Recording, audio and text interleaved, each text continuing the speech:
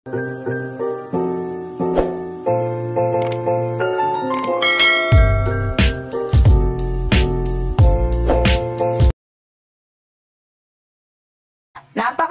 pang ang paninda dyan at iba't ibang isda nga ang aking nakikita.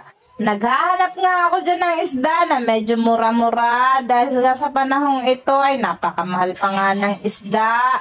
Meron nga akong nakita dyan na tanige pero 450 nga yung nakita ko dun sa may bandang unahan kaya naghanap pa nga ako ng iba.